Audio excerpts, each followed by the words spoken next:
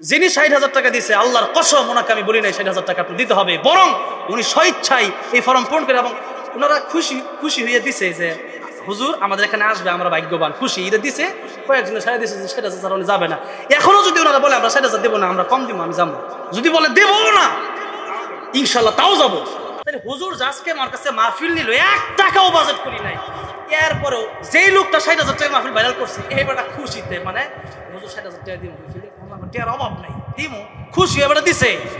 Form কেন? Form হচ্ছে মাহফিল কমিটির কারণে। কারণ মাহফিল কমিটির দাওয়াত দেয়, হুজুর উনি একজন বক্তা দাওয়াত দিচ্ছে, পরে কয় যাবো না, পরে কি কয় যাবো না। আমার ফর্মটা এই জন্য যাতে কইরা কমিটির একটা ডকুমেন্ট থাকে, হুজুর আপনি কিন্তু আমরা দাওয়াত দিছি, পরে যেন আমি না করতে না পারি, এটা কমিটি আপনাদের ভালো। তো দেখেন আমি ১.৫ ঘন্টা কুইয়া কি আমি ১.৫ ঘন্টা খুশি না আরো বেশি খুশি? আপনার কি খুশি কিনা বলেন? আচ্ছা হুজুর এত বড় একজন আলেমে দ্বীন, আমার বাপের চাইতেও বয়সে বড়, এত বড় একজন প্রবীণ আলেমে দ্বীন, হুজুর যখন আমাকে দাওয়াত দিছে আমি বলছি হুজুর টাকা দিলেও আমি আপনার মাহফিলে যাবো, না দিলেও যাবো। ওই একটা ৬০,০০০ দিয়েছে, আমি সব মাহফিলে ৬০,০০০, কত মাহফিলে টাকা দিয়ে আসি, ওটা তো কম না। সুতরাং ওই সমালোচনা সারাদিনই করবেন। এখন ২-২.৫ ঘন্টা বাস করে আজান দিব, হ্যাঁ খাইলে আজান আর গজল পড়ার কিচ্ছু পারে না। আচ্ছা কন্ত আমি যে ২ ঘন্টা সূরা মুলকের তাফসীর করছি, আপনারা কি খুশি না বেজার? এই আলোচনা করলে কি ঠিক ছিল না বেঠিক ছিল? ঠিক ছিল।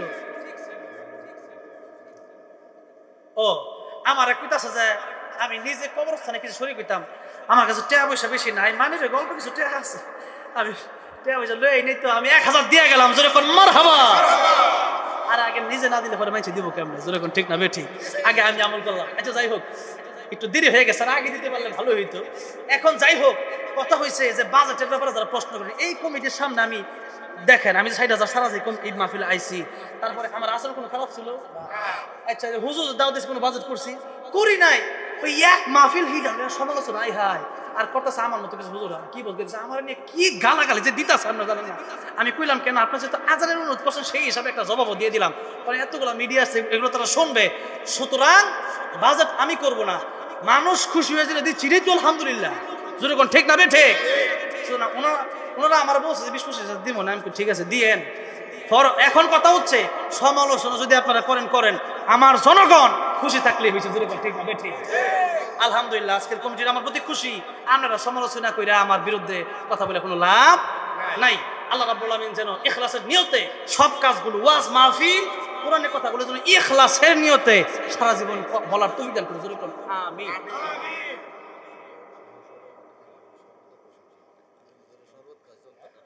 আমি যে দেখেন আমার মাদ্রাসায় যারা গেছিল, আমার সাথে কোনো মানুষ যদি বাস্তবে না চলে, বুঝবেন আমার বিরুদ্ধে তারাই বলছে ওই দিন যারা আমার বিরুদ্ধে মানে চিনে না আমারে, ওনারা বলতেছে যে আমরা যে গেছিলাম ওই দিন শরবতটা যে খাওয়াইছিলেন আপনি, আমি একটা কমিটি আমার কাছে গেলে অনেকেই গেছিল, হ্যাঁ ১০০ উপর কবর করছে, আল্লাহু আকবার বলে। এই লোকটা আছে আপনি যে শরবতটা খাওয়াইছেন আব্দুল মালিক ভাই, ওয়ালাইকুম আসসালাম, উনি বলতেছেন আপনি যে শরবতটা খাওয়াইছিলেন সেটাই তো বলতে পারি না, জোরে করে আলহামদুলিল্লাহ। চলতে হবে, আমার সাথে যারা চলছে এরা বোঝে আমি কতটা সাধারণভাবে বাংলাদেশে চলবো, আমি একেবারে সাধারণভাবে বাংলাদেশে চলবো। আমার এরকম কিছু ভাব নাই যে আপনারা গেছেন আমি অনেক বড় বক্তা, না, আমি একজন মানুষ, ওয়াজ মাহফিলে বইছি, তারপরে কি আমার মনে হয়েছে যে আমি বক্তা? আমি একজন সাধারণ, আপনারা যেমন আমিও মানুষ।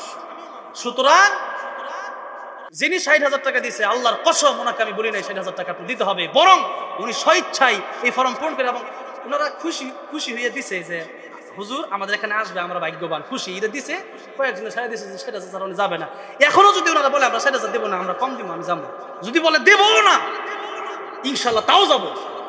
এখন দেখা গেছে ওই একটা লই আমার আমি আরো যে কত কিছু করতে ওইটার খবর নাই। সুতরাং সমালোচনা দিয়ে আমাদেরকে আটকেতে পারবেন না যতদিন পর্যন্ত দেশের জনগণ আমাদের পক্ষে থাকবে, দেশের মানুষ আমাদের পক্ষে থাকবে, ততদিন পর্যন্ত একদিনের সমালোচনা দিয়ে আমাদের বিরুদ্ধে কোনো কাজ আপনারা করলেও এটা কোনো লাভবান হবে না। বরং আমাদেরকে আল্লাহ রাব্বুল আমিন কাজ যদি সত্যিই করি, যদি আল্লাহকে সত্যি আমরা আল্লাহর ইবাদত করি, আল্লাহর জন্য কাজ করি, সেই আল্লাহ আমাদের উপরে উঠাবে, ঠিক না? ঠিক আপনারা দোয়া করবেন তো ইনশাআল্লাহ।